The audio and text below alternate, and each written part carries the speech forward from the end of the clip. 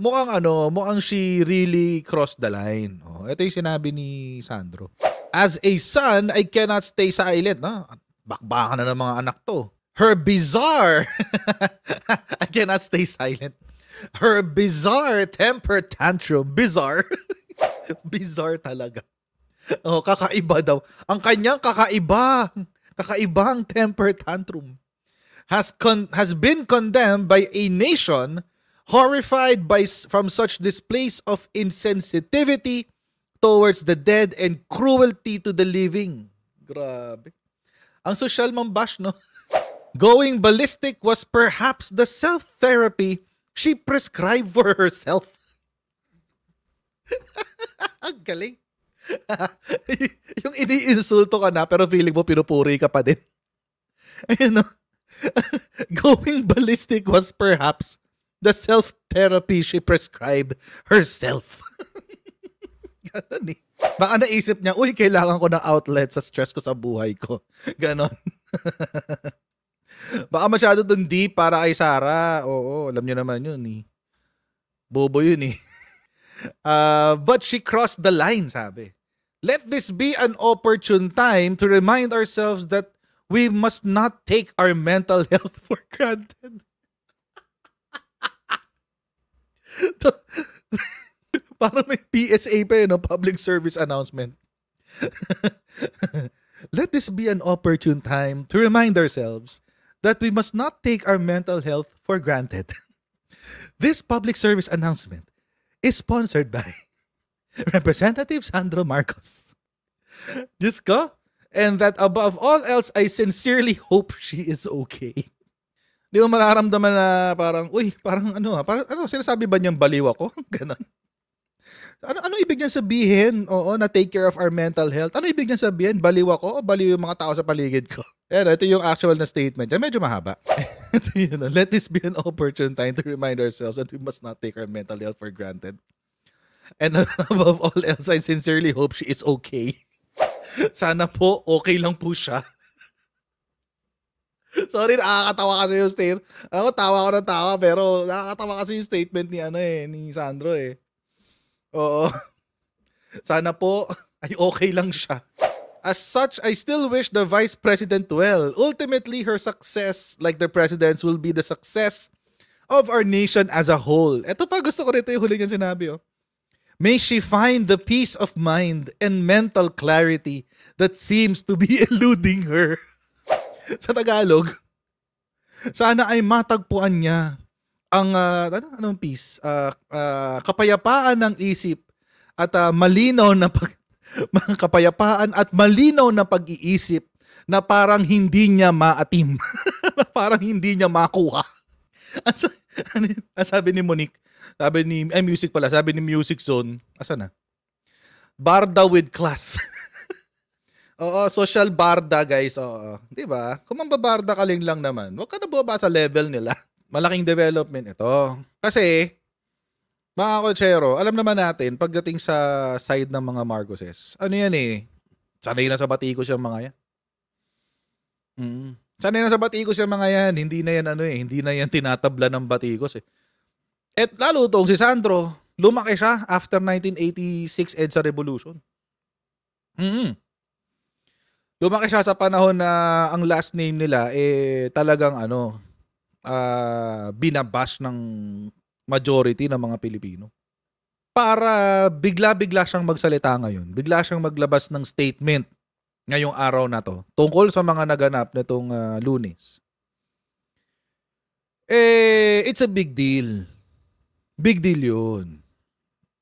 Kasi yung nung binabatikos ang lolo mo, no comment. Di ba wala eh. Wala ka maririnig na sinasabi eh. Nung kampanya, nung binabatikos yung tatay mo, ang sinasabi mo lang, wala. Ganun talaga ang politika. Wala tayong magagawa. It is what it is. Yun lang ang sinasabi ni Sandro eh. Noong panahon na yun. And then today, after magsalita ni Sarah, biglang naglabas ng ganitong statement si Sandro. Na parang talaga, na patungkol talaga sa mga binira ni Sarah. So it seems, yung sinabi talaga ni Sarah hit a nerve. Now, hindi natin alam mga kotsero kung yun ba talaga ang gusto ni Sarah. Hindi natin alam kung yun ba ang gusto ni Sarah na na meron siyang matamaang nerve. Or baka unintentionally dahil yun ang sinabi niya unintentionally, yun yung naging resulta. Pero ako mga kotsero, I don't think si Sarah thinks that far ahead. I don't think si Sarah, siya yung tipo ng tao na nag-iisip ng ganong kalayo. Very reactive. Para siyang chemical. Pag hinaluan mo ng ibang chemical, sumasabog. Ganun siya. She's very reactive. Wala siya nung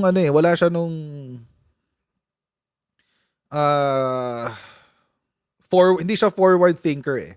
Pansin ko lang naman and buti ngayon natin napapansin kasi dati nakatago lang siya sa Davao, hindi natin alam yung skill and competence niya.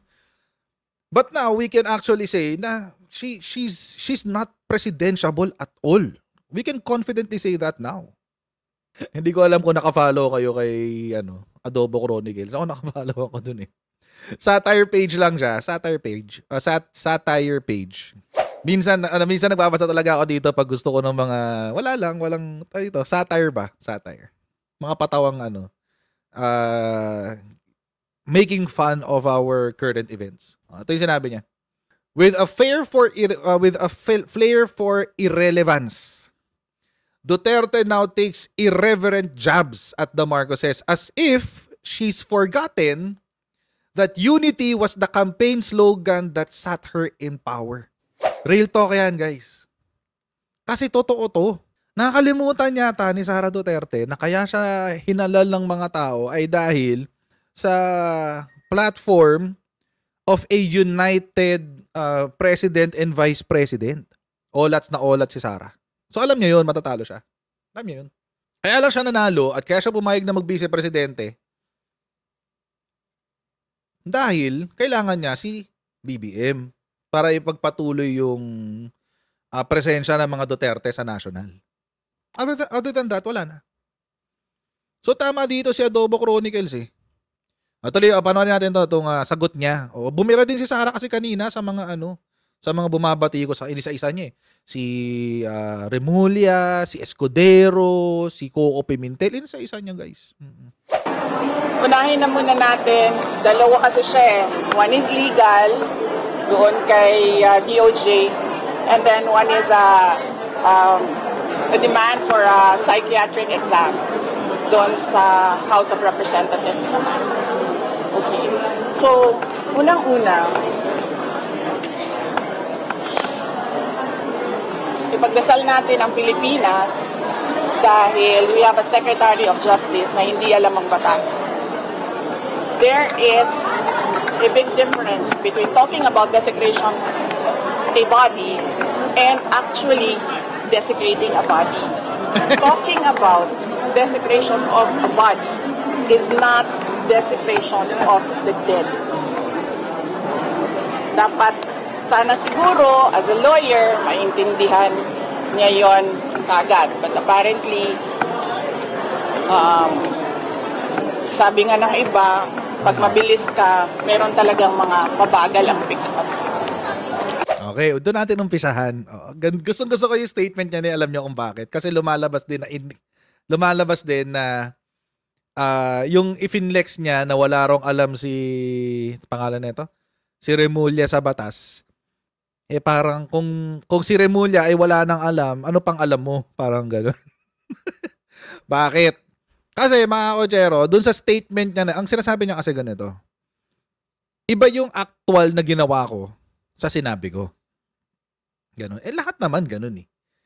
Oo. Lahat naman ganon. Iba yung actual sa sinabi.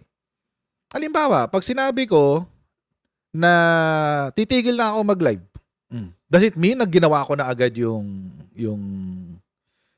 sinabi ko? Siyempre hindi. Sinabi ko lang naman eh. So sa kanya, sinasabi niya, wala naman akong krimen na ginawa. Wala naman akong illegal na ginawa. Kasi, sinabi ko lang naman, hindi ko naman ginawa. Yun sabi niya. Pero mukhang nakalimutan yata niya na meron din kasing krimen sa mga bagay na sinasabi. Meron tayong krimen na, ano nyo, na nagre-reflect din na pinaparusahan din ang mga bagay na sinasabi. Lalo na, if the intention is to blacken the memory of the dead. Alam nyo na yon, for sure. Oo. Malicious imputation of a vice defect or a crime or the intention to blacken the memory of the dead. Anong tawag doon? O di libel. Sana yung kapag nag-flex siya, no? Sana siya rin magaling eh. Ay ako nga, law student lang ako eh. Naintindihan ko yun eh. Pero syempre, wala naman akong intention kasi na magpalusot. Siya may kailangan niya magpalusot eh. Wala siyang choice. Hindi lang yun. Meron pang grave threat. Yun nga lang, walang physical injury na kasama. So, di ko alam kung papasok yung grave threat doon sa threat niya of exhuming the body of Apo Lakay. But, definitely, merong crime on libel. Kasi doon sa statement na yun, I'm sure there's something libelous there. Pero sige, natin siya. Ako nag-e-enjoy ako ganito eh, sinisira niya yung sarili niya. Tapos mamaya may sayaw na sa TikTok, na ganyan-ganyan na sa TikTok. Bukas sa makalawa, may TikTok na naman, mga ganyan-ganyan sa TikTok yan. Ten.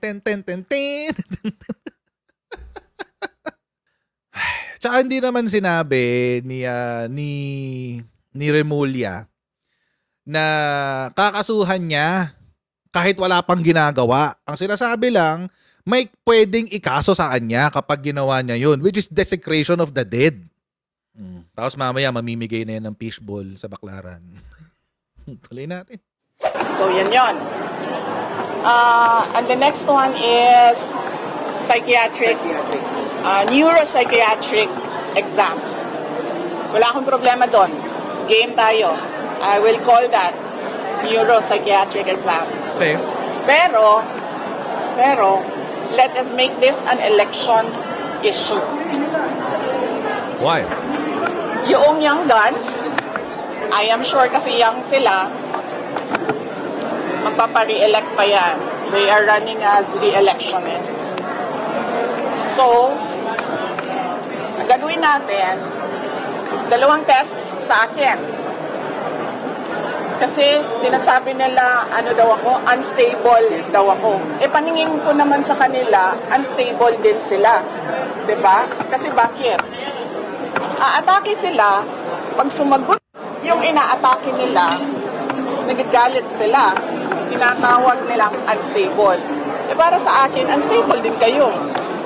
Bakit niyo ako inaatake? 'Di ba? So, I will do 2 tests, neuropsychiatric exam and drug test. Pero dapat, lahat ng mga young guns na kandidato, lahat ng mga congressional candidates ay magpa-drug test. Including speaker, ma'am? As a voter, I am asking the candidates for Congress doon sa distrito ko, sa 1st District of Davao City. Now, 2 lang yung maalala ko ngayon, but I'm sure meron pang ibang kandidato. Maalala ko si Margarita Nograles and si Paulo Duterte. And as a voter, I demand na magpa-drug test sila. At kayong lahat, mga kababayan, as voters, you demand na magpa-drug test ang mga congressional candidates. Dahil kung unstable ako, sa paningin ko, unstable din sila. So, bakit ka naman magagalit kung ang inaatake mo ay sumasagot? Diba? Okay. Yung mga ganyang klaseng sagot, mga kochero, that's a diversionary tactic. Let's call the red herring argument. Number 1. Ano ka nalaman ng drug test? Para saan? Kasi, and she even mentioned, sabi niya, let's make this an election issue. Election issue. Demand daw a drug test. Okay, sige. Walang problema. Sa akin, okay lang yun eh. Hindi mag-drug test sila. Pero it is not a prerequisite for candidates. So ngayon, mas mataas ka pa sa Constitution? Sino ba nagsabi na kailangan magpa-drug test? Ilang Supreme Court decision na yung lumabas tungkol dyan? May decision ng Supreme Court tungkol dyan. Hindi mo pwedeng gamitin, hindi mo pwedeng idagdag ang qualification na drug test. How I wish pwede. Kaso wala siya sa constitutional provisions, sa constitutional requirements of candidate for the Congress. Pero sa akin okay lang kung voluntary sila mag-drug test, di ba? Halimbawa, yung ginawa ni Bongbong, ginawa ni Presidente, voluntary. Meron tong kandidato nagko-cocaine. Ganun ba? Sige, unahan ko na kayo. Ito ang drug test result ko. Kung gusto nyo makita yung sa LTO-PF ko, nandun sa PNP. Labas nila. Yun yung una. Pangalawa, hindi pa rin niya sinasagot yung issue. Kasi alam nyo mga kotsero, hindi naman siya inaatake. Feeling lang niya, inaatake siya. Kasi ang topic. Ano ba kasi yung topic? Ito yung topic eh. Yung expenses siya sa confidential funds. Saan ba naman kasi nakakita? 50 million for the conduct of surveillance and monitoring activities. 50 million. 35 million for rewards of informants. Saan mo dinala lahat yan? 16 million para sa rental ng safe houses. Saan mo anong diyan? Anong atake diyan? Magpaliwanag ka kasi ng maayos, Sara Duterte.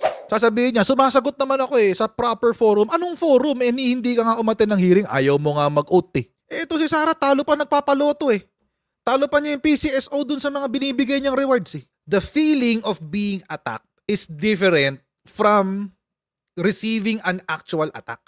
Si Sara, feeling niya inaatake siya. Bakit? Lumalabas yung kakurapan niya Labas Lantad lahat kakurapan niya. Kung sumasagot siya sa tamang forum, sumasagot siya sa taong bayan, hindi naman, wala naman problema. Kaso hindi, lagi siyang excuses. Yes? Red? Okay ka dyan. Okay, sige. So, okay tayo dyan. Anong problema dyan? Yan ang demand ko ha. 2 test sa akin, isa lang sa kanila. Biyado pa ako. Pero mga sinasabi niyo rin na stable sila, so dapat meron din silang neuropsychiatric test. Hindi, pinapadali ko na lang kasi sa kanila Kasi, diba? Para madali tayo. So we call on the Philippine Medical Association, the Philippine Psychiatric Society siguro, is it called that way, to set the guidelines para sa amin lahat. Okay? Lahat ng butante mag-demand ng drug test sa ating mga congressman candidates kasi unstable din sila. Saan po dapat gawin ang drug test, ma'am? Sa private hospital o sa public hospital? We need independent third-party hair follicle testing. That is why we are asking the help of PMA. Tulungan nyo kami to set the guide. Kailan nyo ma'am gusto mangyari yung test?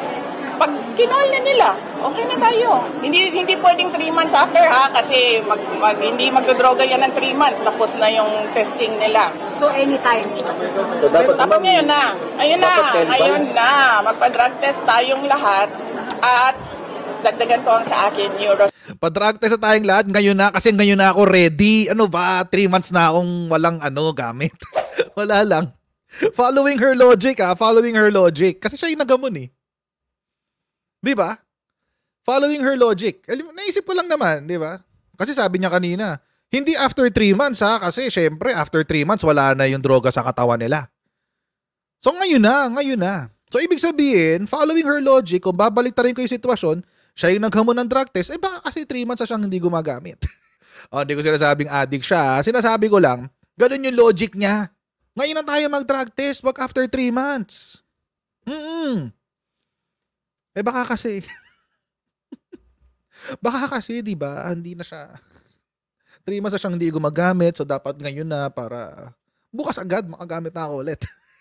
Ganun yung logic kasi. Ang bakit Hindi, dapat biglaan. Surprise. Wala yung ngayon na, hindi. Dapat surprise. Malakas loob mo, confident ka kasi nakapaghanda ka. Ganun lang kasimple yun. Neuropsychiatric exam. Game. Tayo dyan. Ma'am, what if po ma'am sabihin ng young guns na you're just bluffing too much? I'm not bluffing. Pangalan ko nakataya dito. Nandiyan kayo lahat nakikinig at nakita na nagsabi ako. I'm not bluffing. Ma'am, may ganito ng reso before si Congressman Colong, pero wala nga lang isang... Diba? Oh. Diba? Ayaw nila magpa-drug test. Bakit kaya? So hanggang congressional naman mo. Ang So pangit. yan. Okay ako. Wala tayong problema dyan. Ang pangit nung ang pangit nung politika, parang gagalaw lang ako pag gumalaw kayo, ganun. Again, mga kochero, the objective here is to discredit the ongoing hearing sa confidential funds. Mas malaki yung epekto nun eh. So ipapasa niya yung burden to prove doon sa umaatake sa kanya, quote unquote. Umaatake sa kanya. Pero ang punot dulo nito, mga kochero, ay makapagtago sa obligasyon niya na magpaliwanag tungkol sa confidential funds. Yun talaga yun. I will do your neuropsychiatric exam. And mind you, hindi yan first time. Naka-neuropsychiatric exam na ako dati nung nag-apply ako as PAW lawyer. And naka-neuropsychiatric exam na ako in a court case. Ha? So, Mga kochero, baka ang isinasabi niya neuropsychiatric exam eh, yung parang exam lang sa LTAP, sa LTOPF. Iba po ang ginagamit for mental disorders. Iba po ang ginagamit for mental disorders. Baka personality test lang yung tinesting sa kanya. O yung neuropsychiatric na ginagamit sa LTOPF. Hindi yan one size fits all. Ano ba akala nito? Para ka lang nag-blood test, kukuha ng dugo sa'yo, tas okay na. Ganun ba yun? Ito naisip ko lang naman. Pero, tignan nyo, pakinggan nyo to. neuropsychiatric exam na ako dati nung nag-apply ako as PAW lawyer. And naka-neuropsychiatric exam na ako in a court case. Ba't siya magpapapsych test sa court case? It's either one of two things. Either kinasuhan siya at kailangan niyang patunayan na siya ay mentally stable, mentally fit to appear in court. Imagine, nagpa-neuropsychiatric test ka sa isang court case to prove that you are of a sound mind to hear a case. Or kung annulment naman, usually for psychological incapacity. Para payagan ng court. So which is which? The plot thickens. Alin kaya sa dalawa? Either way, mga kochero, the court found, una, kung sa una yan, kung kailangan i-determine yung kanyang mental stability to hear a case, definitely, may nakita si judge. Or may nakita yung kabila na sinasabi na, oy, hindi siya mentally fit. Kailangan patunayan niya na fit siya. Kaya siya nagpa-neuropsychiatric test. Pag sa annulment naman, psychological incapacity. Kailangan niyang i-prove na, kasi from what I know, kasal pa rin siya eh. So baka hindi yun. Kasi kasal pa rin naman siya. Baka yung isa.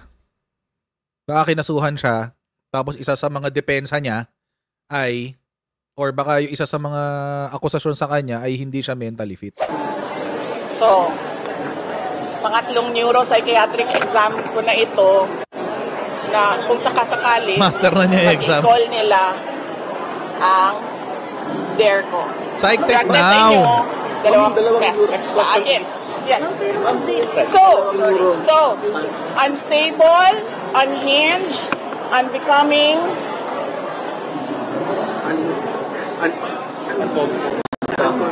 unsound mind. Yes, ma'am. Meron pa isang ulitin Dami nyo siya na lang, nasabi. na IDGAF.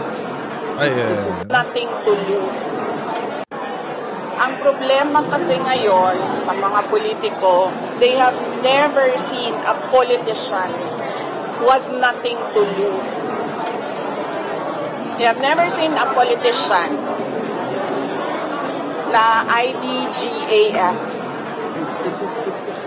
Kung sa Bisaya pa, bala mo din na makigdumog ko sa kanal.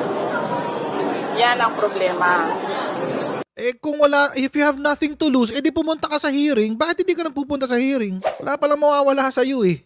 O di sagutin mo yung mga tanong sa hearing. Wala palang mawawala eh. You have nothing to lose na pala eh. IDGAF naman pala eh. Sa mga hindi po nakakalam ng IDGAF, I don't give a fuck. That's it. Oh, anong problema? Ba't nagkangangaw ka sa media? Kasi, I am not like them. And ang tendency sa mga ganito ng mga tao, sasabihin nila, crazy, lukaret, luka-luka, buang, Desperado, ma'am. desperada. Bakit daw ako desperada? I am Vice President of the Republic of the Philippines. I am not going anywhere. So, I'm not going anywhere. Hindi ka po sure. Mukhang marami nang gustong magtanggal sa'yo. anong ikakadesperada ko? Kaya ka hindi sumasagot Diba? eh. So, yan yung problema dyan. Yan yung problema nila. Because they've never seen anything like Sara. Oh, really, we have never seen anything like Sara Duterte. Legit. Wala. Hindi ko kukontrahin yun. Oo. We have never seen a public official like Sara Duterte. Ever. You are the Vice President Filipinos should never have. Nabudol mo lang si BBM, nabudol mo lang kami, kaya ka nandyan. Duterte. Hindi ako maareglo. Hindi ako mabayaran ng budget. Hindi ako mabayaran ng pera. Ang laki ng problema nila. Kasi ngayon, ayaw ko na tumahimik. Oo, kasi hindi niya nakuha yung 1 billion niya walang nagsasalita kontra sa administrasyon. Ngayon, merong isang tao nagsasalita Hindi. kontra sa... Mali. Wala ako sa aking abis. Sandali. Mali yun. Mali yung sinabi niya na na walang kumukontra sa administrasyon. Hindi naman nawala yung mga NPA eh. Hindi naman nawala yung mga dilawan. Kahit hindi sila nawala, hindi naman nawala yung dilawan, hindi naman nawala yung mga NPA. Andyan, tapos may bagong sibol pa na kontra. At the very least, yung mga dilawan, hindi yung NPA yung mga dilawan. They give credit when credit is due. Kung kailangan sitahin, at least you can respect that from them, no? Sa mga dilawan. At least yung marerespeto mo ng konti eh. Pero itong mga DDS, wala yan. Wag ka expect ng credit diyan. Oo. Kahit may gawin kang tama, kahit ito yung may pinakamagandang ekonomiya sa buong ngayon, sa buong ASEAN, kahit pa Pilipinas ang maging pinakamayaman dahil kay Bongbong Marcos, hindi kayo makakakuha ng credit sa mga DDS. Saan ako? Doon sa tinatawag nilang buang. Tinatawag nilang luka-luka. They did that to MDS noon. Hoy, wag kang matigas sa mukha, wala ka sa kalingkingan ni Miriam Defensor Santiago. Si Sara wala sa kalingkingan ng dumi sa ingrown ni MDS.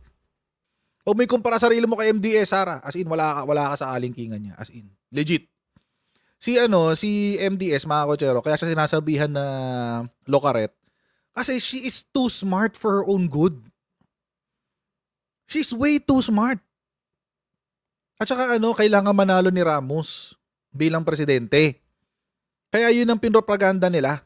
Nabaliw si MDS. Kaya nga ayoko siyang tawaging Brenda eh. Itong si Sara. Ayoko tawaging Brenda kasi yun ang pang-insulto ng mga dilawan noon kay MDS, Brenda. Hindi ko siya tatawaging Brenda because she's not smart. Pero they cannot do it to me ngayon.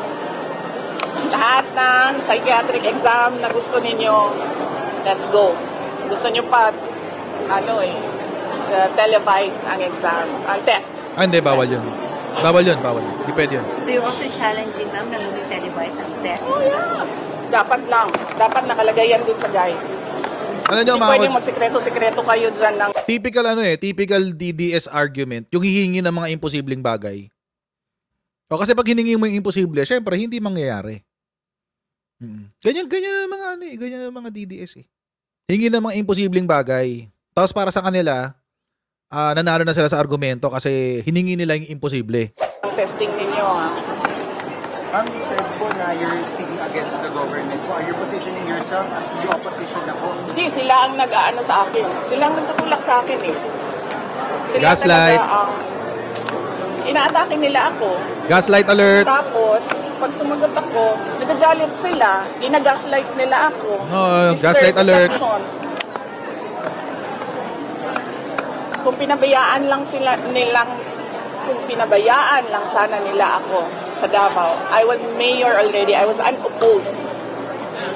Kung pinabayaan lang nila ako sa DepEd, nagtatrabaho lang ako dun, wala akong ginagawa sa kanila. Mali sabihin na may ginagawa siya, guys. O, tama siyang sabihin na wala siyang ginagawa. Pero hindi siya nagtatrabaho, guys, ha. Yun lang yun, wala siyang ginagawa. Period. Nung nag-resign ako sa DepEd, kung pinabayaan lang nila ako, diba? Na gawin ko yung trabaho ko sa Office of the Vice President, kahit magtanim ako ng puno araw-araw, pabayaan nilang ako. Kasi may pagbabagong campaign naman kami, tree planting, educational advocacy, lahat yun. Problema sa kanila, nakikipag-away sila, tapos kapag lumaban, yung inaaway nila, nagagalit sila, and sila yung nagsasabi na siya yung may problema. Tignan nyo, ha, mga kotsero, eto na yung pa-victim mode ni Sara. Oh, pinabayaan lang naman talaga kasi siya sa OVP. Ano nangyari? Pinabayaan siya sa OVP. 73.2 million pesos ang notice of disallowance niya sa OVP. Pinabayaan siya. Oh, pinabayaan siya. Pinabayaan siya sa DepEd. Ito lang ang na-accomplish niya sa DepEd. Yan lang. Mga wala. Non-performer siya sa DepEd. Pinabayaan siya. Ngayon, pinabayaan siya. 500 million na confidential funds. Tignan nyo yung gastos niya. Pinabayaan siya. Pinabayaan siya sa OVP. OVP yan. Pinabayaan siya sa DepEd. OVP pa rin. O yan. Sinaksak niya sa lamunan niya. 125 million. Di malaman kung paano ginastos. Hindi ako yung may problema. Hindi ako noon na kalaaway. Except yung inuunahan ako. Yes. Kaya anong tingin mo, yung mga anak ko, they are now coming to their defense? I will not comment sa mga anak, no? Because ang natural affinity ng mga anak is to defend parents. Ako lang naman yung anak na hindi nagde-defend kay PRD. Pero baliktarin natin, ganun din si PRD sa akin. Ang natural affinity na gagawin, natural na gagawin ni PRD is to defend me. Diba? Sinasabi nila noon, ginagaslight din nila kami, diba? O kasi may destabilization sa PRD, may maisog. Ano bang ginawa ni PRD? Di ba nag-react lang sa ginawa nila sa akin? Hindi nga ako nag-react nun eh. Hindi ako nagalit. Confidential funds? Ano sabi ko? Fine, sa inyo na yan. Fourth quarter, sa inyo na yan. Hindi ko gagamitin. Hindi ko naman kailangan yan eh. Napapadali lang talaga ang trabaho. Kasi natatarget mo yung trabaho mo. Target na target nga naman yung trabaho. Ayan o. Target na target ng 125 billion every quarter. Target to yung trabaho. Baliw. Ano pang inano nila? Security, kunin namin lahat. Sa inyo na yan. Pero nakipag-away siya. Budget, kukunin nila lang. Sa inyo na yan. Nagalit lang naman ako noong yung nangyari doon sa graduate, yung namatay doon sa Davao City, sa tear gas, sa panggugulpe, at yung mga pinukpok na mga tao. Nagalit daw siya doon sa PMA. Mga kotsero, yung sa PMA, nagsalita na rin yung AFP doon. Ang sabi nila, hindi raw talaga tama yung ginawa doon sa estudyante. Suspended siya ngayon, alam niyo ba yon? Nabalita yung kahapon sa GMA. Nananahimik. O ngayon suspended na. Dahil ginamit sa politika nitong babaeng to. Tapos yung sa KOJC, kung hindi ba naman isang kalahati, alam nyo naman lahat na nag-i-issue ng warrant of arrest pero tinolerate nyo yung kabalbala ng KOJC. Tapos magagalit kayo? Biktima pa rin kayo? And ngayon, nagalit ako Kasi sa paghabol-habol nila sa akin, yung mga kasamahan ko, hinahabol din nila. Excuse ko na lang, let's give them privacy. But one is already in depression, one is already contemplating suicide, one is in the hospital, may isa hindi nakakatulog. I agree sa pagmumura ha. Hindi dapat magmura kasi may mga bata naririnig. Pero gago talaga yan sila. And I think it is command responsibility. Ako, wala akong problema. Swerte mo. Sarap ng buhay mo. Pero yung ibang mga tao dyan na hindi politiko, na hindi naman nila hinahabol, pero ginigipit nila. Ma'am, How is punot-dulo your ng pag-atake. relationship with Senator Amy Marcos? Punot-dulo na pag-atake. Politics. Politika. Ano yan? Sinabi ko sa inyo, perpetuation in power yan. Gusto ko sana i-take up si Martin Romualdez pero nag-promise ako sa inyo, di ba, na another time si Martin. Sige. Oo, sa susunod na. Mas gusto ko yun. Sa politika, sabi po kasi ni Governor Matthew Manoto na pinersonal daw nyo yung dapat sana'y politika lang. I-review nyo. Ayoko na banggitin lahat ng pagmemersonal nila sa akin. Tulad ng? Pero i-review ninyo lahat ng ginawa nila sa akin. Tulad ng? Sila ang naunang. Kayo ang naunang. Tulad ng? Wala nga siya ma-identify kahit isa eh. Pinasa niya yung burden ng paghahanap ng pamemersonal sa kanya ng administration. Doon sa mga taong nagtanong sa kanya. Tingnan niyo talaga, basta pag-DDS talaga nag-iisip, weird eh. Ikaw mag-identify. Ikaw yung umatake. Ikaw yung sinasabi mong may ginawa sa'yo. O di ikaw ang magsabi. Bakit? Because of envy and jealousy. Yan lang sisira sa bansa natin eh. Ma'am, are you talking here? Isakyan ka lang ng confidential fund. Hindi. Nagsimula ito pag-resign ko sa Lakas. Diba? Remember? Sinabi Nag-resign ka sa Lakas dahil tinanggal si GMA bilang deputy speaker. Dahil si GMA nag-organize ng anong inorganize niya? Kudeta. Pumalya yung kudeta niya. Kasalanan ba ng taong bayan yun? Inonse ng kaibigan mo yung nakaupo, natural. Anong nire-react nung isa? Pabiktim na to. Pabiktim mo, victim card activated. Bihan ko siya. Martin.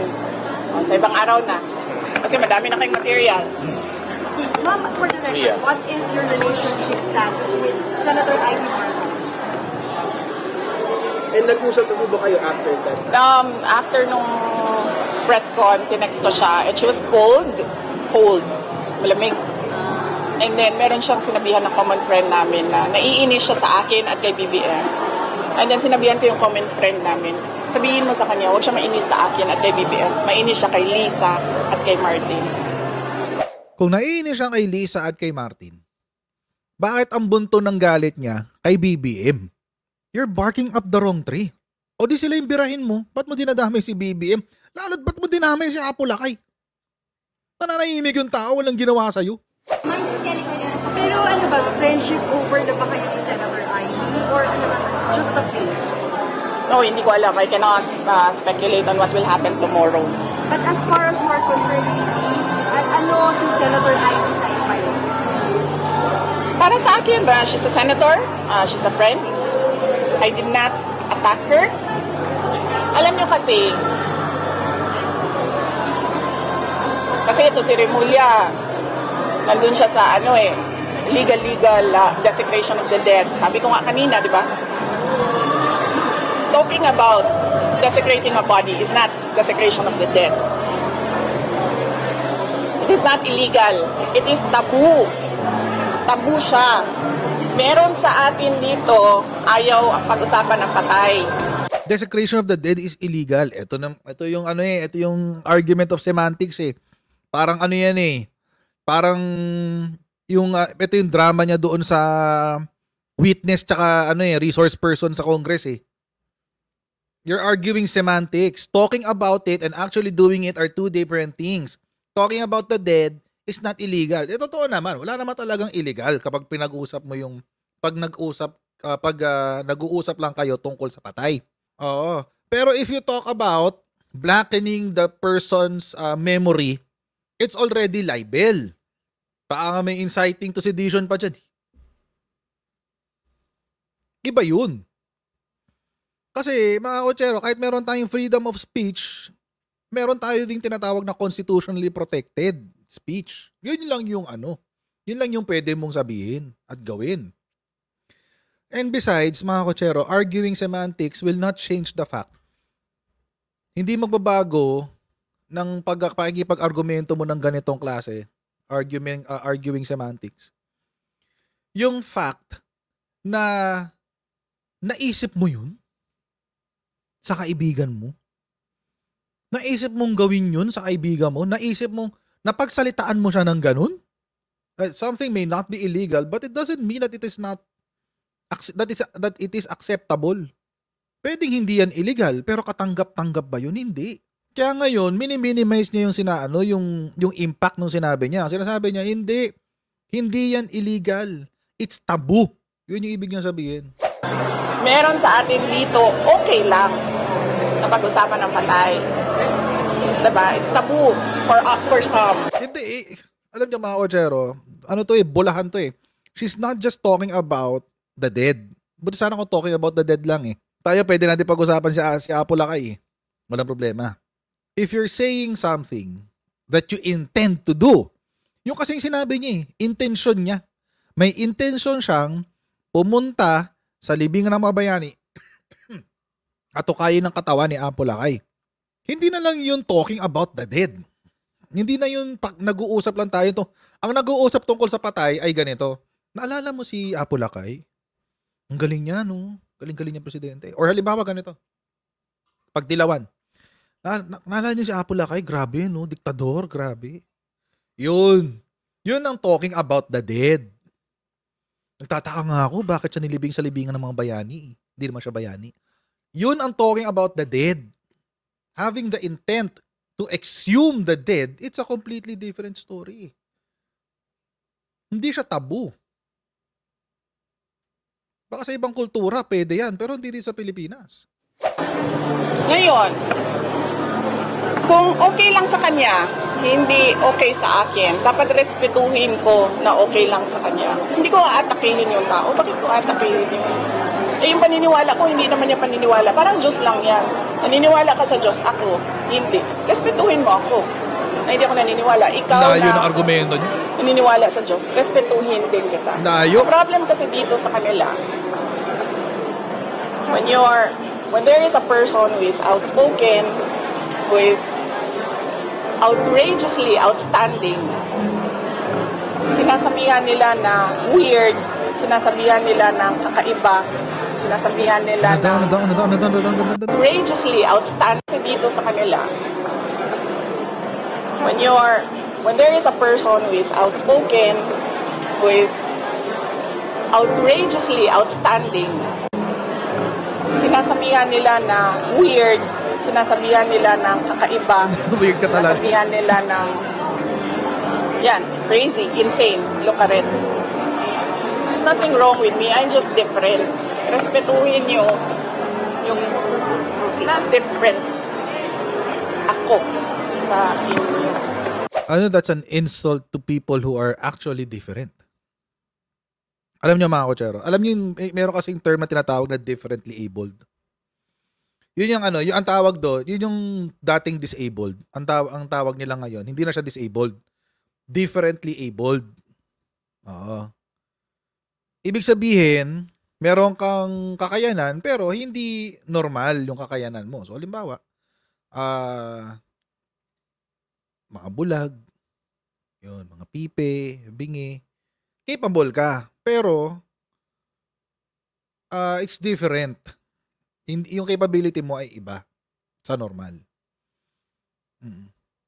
Kasama doon yung may mga tao dito, learning disabilities, wala yung tawagin abnormal. Oo, pangit yun. Wag na yung mga learning disabilities, mga special children or special mga special. What she just said is an insult to all of these people because si Sarah is not differently abled. She's just a narcissistic princess. That's it. That's all she is. Hindi ko siya mailagay sa isang sa isang category eh. She's really sui generis. Sui generis siya. She's a class of her own. She's her own mental disability. Di ba disability? She's her own mental illness. So, I'll see you guys later sa ating next Coach Jarrett Live. Alright? God bless you. And see you in our next live stream, guys. Bye!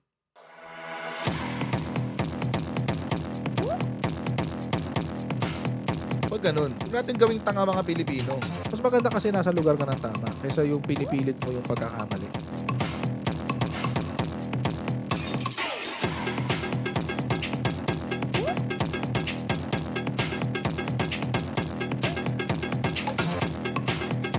Are they willing to go that far? Hindi makakalimutan ng Pilipino yan hanggat di nasasagot niya. Sino ngayon nagsasabi ng totoo?